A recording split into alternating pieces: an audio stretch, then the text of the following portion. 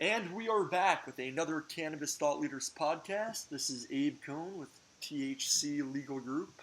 And we have a very special guest with us today. Welcome. Tell us your name and what company you are with. Hello, guys. My name is Lala Santolla. I'm super excited to be a guest today. And I am with 420 Fitness. I am one of the co-founders of 420 Fitness, and we serve Oakland and most of the California area. Wow. Okay. So 420 Fitness. A lot of people find that term even to be slightly oxymoronic. What does it mean to be involved in 420 Fitness?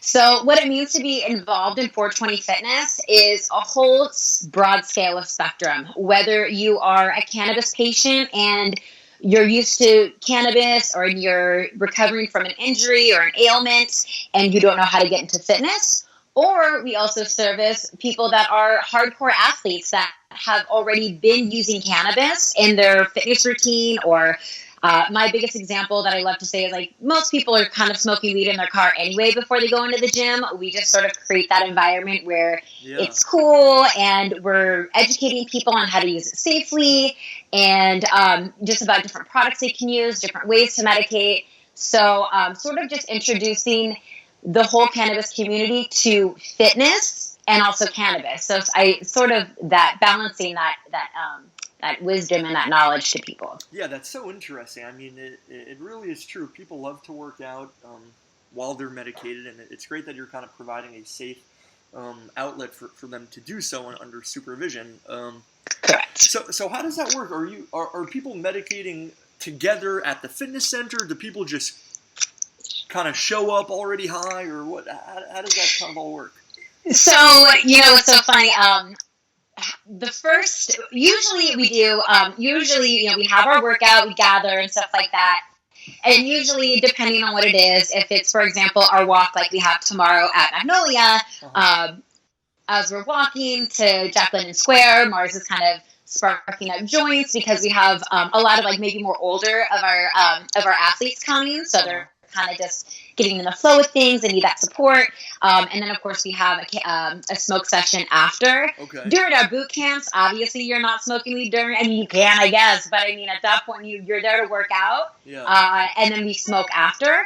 But I was actually surprised to learn, especially because I'm a little bit newer into the cannabis industry. My coach Dino, my partner, he comes from the fitness background, and Mars and Ronnie, they come from the cannabis background. And the first event that I hosted, there was a patient who had just had ACL surgery, and she smoked beforehand. And I was like, oh my God, smoke beforehand? And it's like, yes, of course, the inflammation. And you know what? Yeah. She had killed it up those stairs. Killed it. And I was like, oh my God, I can totally see it working. And so there are some patients, depending on what they're doing, medicate before.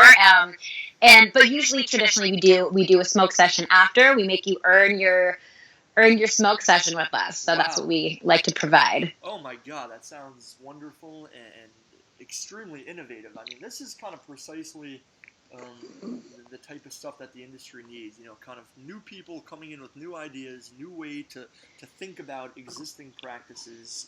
And contribute something that really is novel. I think that my biggest thing too, I guess, coming from the fitness background, is we're going into these dispensaries and we're helping to educate people, and they're wellness centers. They're called wellness centers, and they do, a lot of these dispensaries, they have chiropractors and they have Reiki and they have all these amazing things, which are amazing. I'm actually a Reiki master myself, so I definitely believe in the benefits in all types of wellness, but very rarely are you going into these wellness places and are they teaching fitness education, rehabilitation, sort of all these things that you would associate with wellness as far as, just activity and healthiness, boot camps and community. It's so interesting. I mean, there are so many questions I have. I'm not quite sure where to begin. One of the things that a lot of our guests are kind of frequently worried about, of course we work with entrepreneurs, but, not everyone lives in California. And California, of course, is one of the more friendly states to cannabis. Do you feel like that there's some sort of stigma still associated with cannabis? What do people think who aren't so involved with the community when you tell them that you're running this new and interesting business? I think it sort of depends on who you're talking to. Maybe if it's a different demographic, or maybe they don't have as such liberal views. I've gotten crazy messages. I think when I first started our group, we had a meetup group, and there was some lady that was like, "Cannabis and fitness, that doesn't mix. Yeah. What are you doing?" You know what I mean? And it's just like, okay, you're gonna have to like kind of break through those. You're gonna have to break through those barriers. So all I have to say to those people is, we come to our workouts, see our people Can I say that? Kick ass and take names. Yeah, It's definitely. like, okay, because our athletes, and we call them our athletes too. I don't, just because you aren't shredded and this complete athlete mode body, we call all of our patients athletes because they're fighting something, whether it be, like I said, an injury or dementia, or they're just overcoming an injury, and they already are, what you would consider a normal athlete. Like, everyone is fighting one of those battles. So we invite people to come and do our workouts and try to keep up with our athletes that are smoking weed. They probably can't do it. Okay, yeah. I'm sure. And I think that's such a great attitude. Even if you're not a professional athlete or a college athlete, you're still an athlete. You're still exercising. You're changing your body. That's very important. So tell us more about kind of the fitness program itself. So, someone signs up, they want to get involved. What would a typical session look like? What can someone expect? And what levels of athleticism or experience do most of your patients have? So we have different classes for different levels of athleticism. We want everyone to feel welcome. We want everyone to have that sense of community, because community is what's going to really make you feel better emotionally and socially, get you out of your depression, or make you feel secure about working out, because we want to foster a community where people don't have so much of that stigma with working out, and that's something that I like to try to overcome as well. So our environment is super uplifting, super positive. Coach Dino is going to be hard on you, but not in a negative way. He's always, let's go champ, always positive, always uplifting. So we start our sessions with an awesome stretch. Mars kind of comes. She has her famous cannabis care packages. So we have sponsors that give us little samples, and we kind of share a little bit. About like what we have as far as like people that are sponsoring our event. Yeah. And usually we start with a stretch. We warm up running around running up the stairs. Usually our locations have stairs and stuff like that. So we got like a sort of get your heart rate going. Then we do a circuit training workout. And most of our stuff too is all body weight, because we want people to be able to go home with this program and have no excuse that they can't just stand up in their house and do it themselves. So each time you come to a class, you're getting a workout, and then it's also a workout that, or at least most of the workout, that you're going to be able to do at home when we're not with you. And again, no gym, no equipment, no excuses. You're still going to be able to do this. Then as we kick ass, we take names, we like to go at the end and do a breathing technique, which Coach Dino has our athletes do with Wim Hof. I don't know if you guys have heard. Have you heard of Wim Hof? Wim Hof, yes. Okay, yeah. So we do a closing with a Wim Hof breathing technique. Yeah. Especially because I have asthma, so I'm a smoker I'm a cannabis user who has asthma. So, and a lot of users are inhaling, even if it's vape.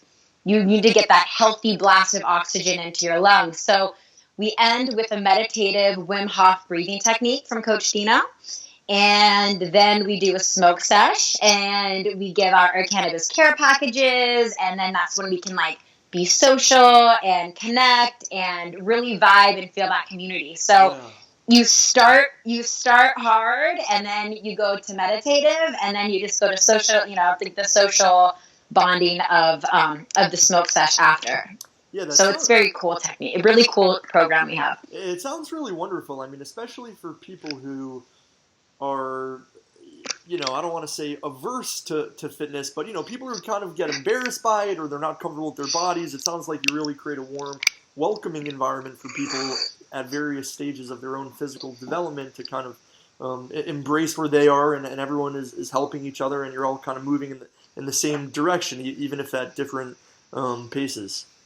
Absolutely, absolutely. And we definitely are a body positive fitness community. We like to highlight all shapes and sizes. We like to everyone to feel comfortable. Like if you have a body and it's working, then your body's perfect. You know what I mean? You want people to feel that confidence and feel that, because that's why we call you an athlete. If your body, I don't care how big you are, if you're going up the stairs 5 times, 10 times and coming back down, it doesn't matter if somebody fit next to you is doing it, you're still doing it. You know what I mean? You're still an athlete. So, we teach people to kind of cherish your body and treat it sort of like a finely, tuned vessel. Yeah, absolutely.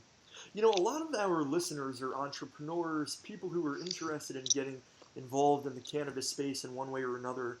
It sounds like you found a really great niche. How else are you involved in the cannabis community in California, if at all? Or, do you find yourself networking with other people in the industry that are interested in getting their name out there? I mean, what does your involvement with marijuana in Greater California look like? So I'm originally a Bay Area, California Bay Area native. I'm from the Bay, born and raised. I had a little bit of a gypsy life. I've lived all over. But 2 years ago, I moved back from Miami South Beach. Wow. And we moved back, even though we were like very much in the fitness industry out there. Obviously, Florida. I mean the cannabis. I can't wait till that state kind of thrives within that industry out there.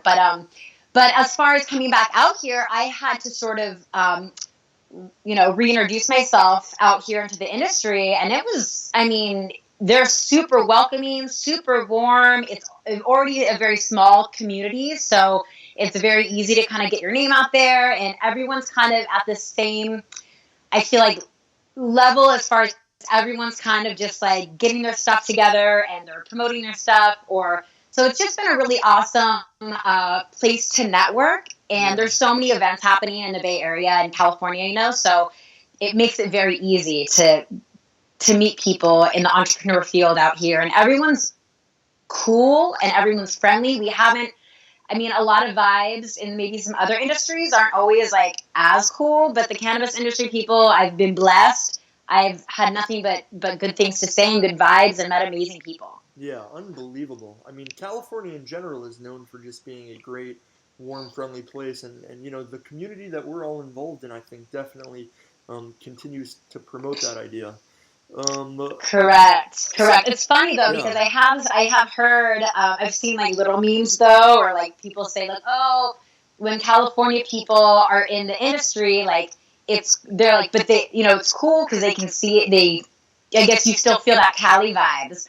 But they'll be like, I've talked to some people and they're like, yeah, I could tell that person like wasn't from a Cali state just by their straight focus, on just maybe the bottom line. And in California, people are like, we're cool, of course, we're all like hustlers, we're all trying to make money, but it's like but we're still at the same time trying to make friends and build relationships and have that community and just support each other. So it's funny because sometimes I've heard some people that it's like, if you're not super cool, like they stand out right away. You can just tell their vibe right away. Yeah, absolutely.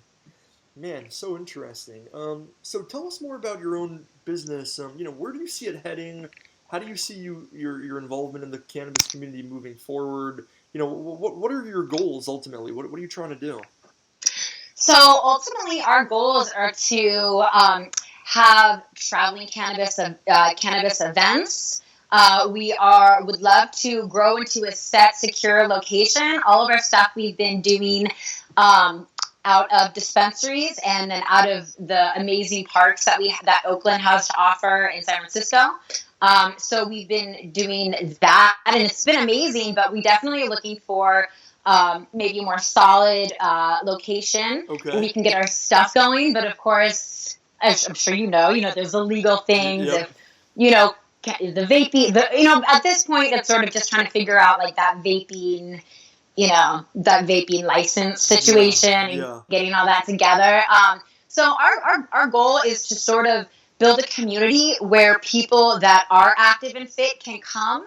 And also a lot of our stuff too, what we're trying to do is we really want to build an online community as well. That's sort of been our next focus, because we recognize that not everyone lives in California. Right. You know, just because not everyone lives in California doesn't mean that you can't. And I feel so often, and this is just in life in general, I feel like people feel so alone. You know, they're on the other side of their phone or other side of the computer, and they're seeing all these things happen, but they're in an apartment or they're in Timbuktu or whatever it is. And so it's hard to, you know, the isolating feeling kind of sucks in general, you know? So what we try to do is we're trying to implement some programs online via YouTube, Facebook, our Instagram, and start building groups and communities where people can join our stuff online, and we can kind of help facilitate their fitness and help coach them through their cannabis and those things. Unbelievable. I mean, I think that's such a great idea, you know, moving from the physical space into the online space, involving more people, expanding the scope of the community, definitely. Well, you know, one of our favorite questions on these podcasts, given kind of the quirky nature of this industry, is to find out what sort of bizarre experiences our podcast guests have had. So, you know, do you have anything that kind of sticks out in your mind as like, oh my God, I can't believe that happened with this person, you know, without saying any names, but, you know, anything kind of vis-a-vis cannabis? I mean, I could like tell you a really embarrassing story about myself. Okay. I mean, I don't know. I don't know if you're looking for that or if you're looking for like a shocking, like about something about. Yeah, whatever comes to mind. You know, in this industry, there are so many interesting people with different backgrounds. People, you know, because of the infancy of the industry, a lot of people who are still smoking cannabis have, you know, different personalities. I think they're probably more liberal by nature. So, you know, people always have different experiences. You know, I know from our law firm's point of view, we've had some very bizarre requests. And so, you know, if anything comes to mind or something that... I don't know. I mean, this is bizarre. This is like my own embarrassing story, which I'll tell you guys because it's so embarrassing. I don't even know. I wonder if my business partners will not be like, want me to tell them, but it's fine, whatever. They don't care. It happened to me, so who cares? We appreciate authenticity on the show. The funny kind of ridiculous thing is, so, you know, these dabs, I don't like, you know, I go to events and I do dabs, but I don't personally like have a dab thing and do them myself. Okay. So just like liquor, I guess you kind of have to like play with that line of like, what is enough? What is too much? So there was a Christmas party. There was an event at a Christmas party a few months ago. Super awesome, great venue, like cool cars, like huge tables of food, like dab bar. It was amazing. And then like there was a cocktail bar or whatever. And I think like I had too many dabs. Now I know that like you can't be in public after 3 dabs. Okay, let me tell you why. So I like go and like they give you tickets. So like I take a couple dabs, not thinking a big deal. Nothing hits me right away. I go to the bar. I go to the bar. I get a beer. And like right away, like knock it over, right? So it's kind of like in the corner where like no one can see. So like right away, like I'm just clumsy. I knock it over with my purse, like something. I call it like it was like a Lucille Ball moment. Let me tell you. So okay, 1 glass breaks, no big deal. No, you're kind of in the corner. No one really could tell. I go, you know, the bar guy helps me pick it up. They pick it up right away, clean up the glass. So I'm like, all right, well maybe I should go get a bite to eat. Maybe like this is like too much for me over here. So I go, I get a new drink, put it down at like the 4 tables of like buffet food that they had. And of course, I do it again. 10 minutes later, I'm trying to get food. I knock another beer over with my purse now this is in the middle of the huge Christmas party. So embarrassing. I was like, so embarrassed. Oh no. So I was like, oh my God. So I like rush over to like, I was like, and of course like the bar guy comes, like the bartender's like, oh, here, let me help you. Then I was like, no, you cannot help me. Like I need to deal with this myself, whatever. So I cleaned it up. And it was just, I mean, maybe it didn't, I cleaned it up for a long time. It felt like forever. I was super embarrassed. I was like way too high to be like, for me to like gauge it. So I don't know about like weird events, but like that was probably like one of the most embarrassing moments of my life. And I don't know, but it's fun. I mean, like, Yeah. the thing is, the cool thing about that is it's like, it's fun, it's funny, people are cool. Like, I was embarrassed, but like, no one at that dispensary even like said or cared or like anything about, said anything about it, or cared, and everyone was super cool. But it's just like, lesson one, know your tolerance, especially when it comes to dabs in public situations. And two, don't be so damn clumsy, because this is not gonna be a good look. So yeah, Yeah, that, I wow, don't know if okay. that's exactly what you were looking for, No, but definitely. Thank you for sharing that. I think what I'm certainly getting from you, and what I'm quite confident that our listeners will too as well, that, if someone were to come to your boot camp or your fitness, they're really getting a very authentic you. They can feel comfortable. Everyone can easily relate to each other, and I could just imagine that you really create a really great environment for the people that are working out with you. yeah, we definitely foster. I mean, we have such good, we have such good vibes. We have such a good community and such of people and such good vibes that, whether it be from Mars, who is like she's like, Mars and Ronnie are the best like cannabis experts. She's been the admin at Oaksterdam also, and she's an Oaksterdam alumni. Ronnie is like, knows what he's doing with all of that, plus like sets the mood and the tones for like our amazing 420 fitness boot camps. And so everyone feels like welcome. Everyone's on the same page, and it's just seamless. It doesn't seem like, and honestly, what moves me is like, when I talk to, like, when I talk to our athletes and the people that come, they're like, yeah, I just drove an hour and a half just to come here, because they just needed to have that safe place to even just to socialize or just to be around people. Yeah. And I'm always so moved by, I mean, the people drive so far to come.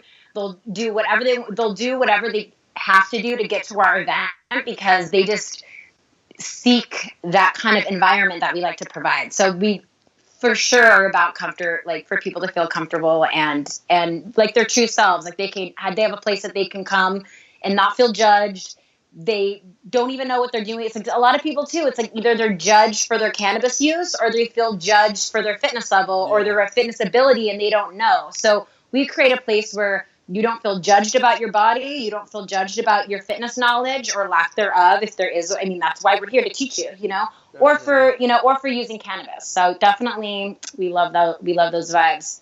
That is great. Well, listen, we're wrapping up here. I really want to make sure people can learn how to get in touch with you, how to join your fitness program, how to be involved in your community. How can people reach you? Cool. So our number one is Instagram. We love to have people follow us on Instagram.